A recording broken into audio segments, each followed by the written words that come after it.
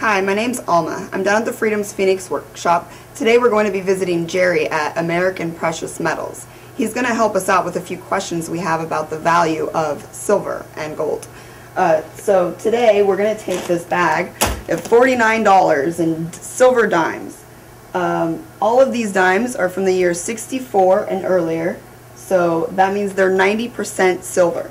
So this is $49 worth, but really we're going to find out how much it's really worth.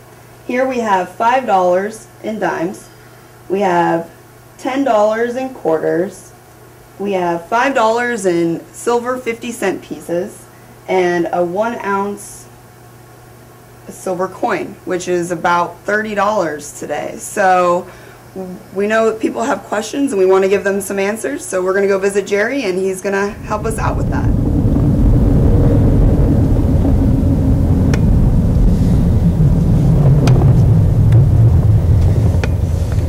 Good start.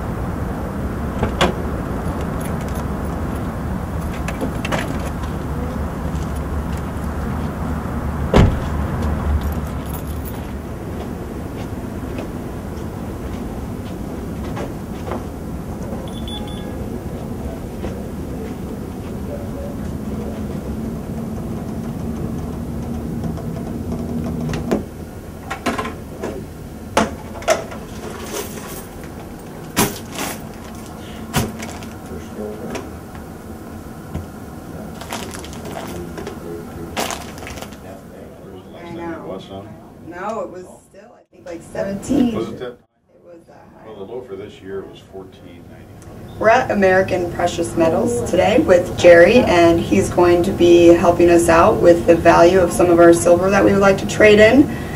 We have this $49 bag of dimes that we talked about earlier of junk silver, what they call, and we want to ask Jerry today why they would call something like this junk silver, because everything in here is at least 90% silver. So, Jerry, could you explain why they would call something like this junk silver?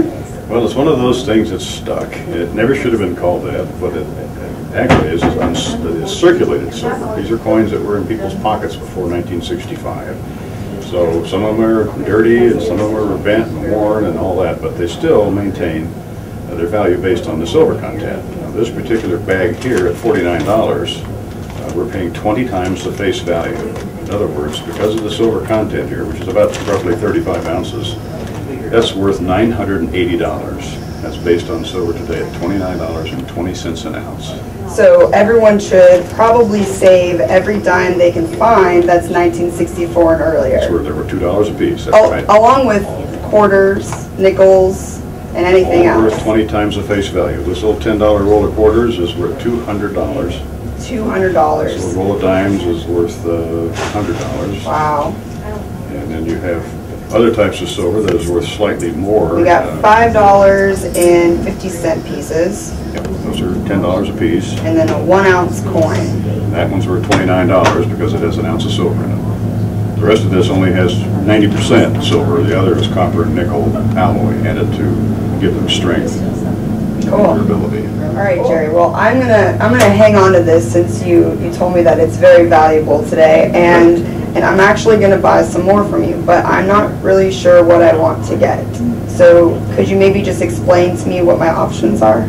Well, the cheapest way to buy silver is this circulated, which they call junk. Unfortunately, that's a 30-year term that never should have been applied, only because it was dirty, it wasn't pure, it's only 90%. That's why they called it junk, but we should call it circulated coinage. You asked me about the value of this $5 roll of dimes, which I would pay you $100 for. If you're buying it from me, I would charge you $105. So the difference between the buy and sell here is roughly 5%, or maybe 75 cents an ounce between the buy and the sell. So, okay. Roughly 5%. And what do you got right here? Well, here is another option. This would be a pure silver ingot, or a round, that's made by private mint. These are spot plus $2 an ounce. Okay. You're paying spot plus 50 cents for the circulated silver. Okay. And then if you want to buy something from the United States Mint, This is a 1 ounce American Eagle, brand new one. There's a presidential seal on it.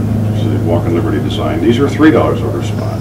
Oh, So wow. here you have, and then here you have a 100 ounce bar, which you can buy today for 75 cents over spot. So you have 4 different ranges of silver that you can purchase here.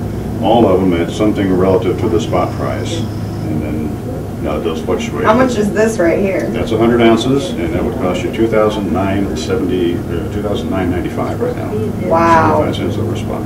You could almost buy an RV with that. $3,000. All right, so I want to buy some junk silver because this is not really going to be the best value for me. Okay, and these can, of course, could be used as legal tender, which they are. They can be spent in times of crisis to purchase something. Right now, like I say, for your $100, you add a $5 bill to it, and we'll give you the $5. Okay.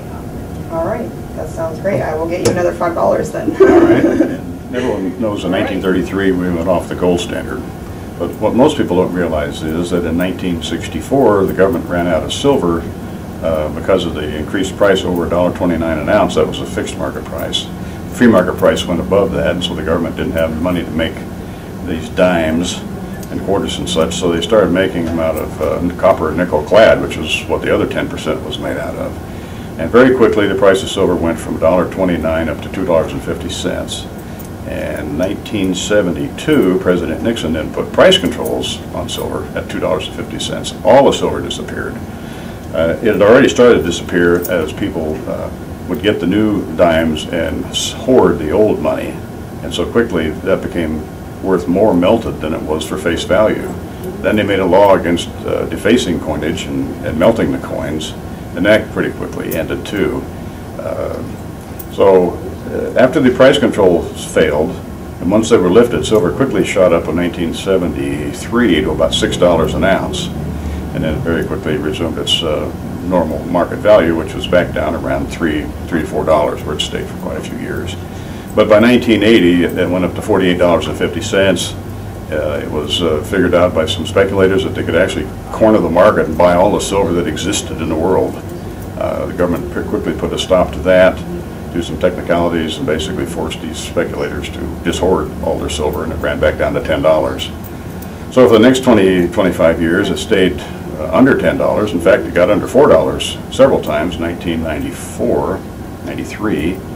And now we are currently sitting this year at this moment $29.20, having started the year at $16.20, and then the low was made February 5th at $14.95. So this silver has had quite a run again because there's a limited amount, there's not much new supply coming out, and investors are now starting to hoard it for a variety of reasons, and that's what's driven the price up. Where do you expect it to go? Well, that's a good question. Everyone wants to know where, and of course you can say 30, 50, 100, but the question is when. And is that going to be straight up, or are we going to have some, heart-stopping declines? We just had one back in November where silver hit $30 one day and it was $25.20 the next for one brief moment. And now we're back to 29 after a bunch of fits and starts.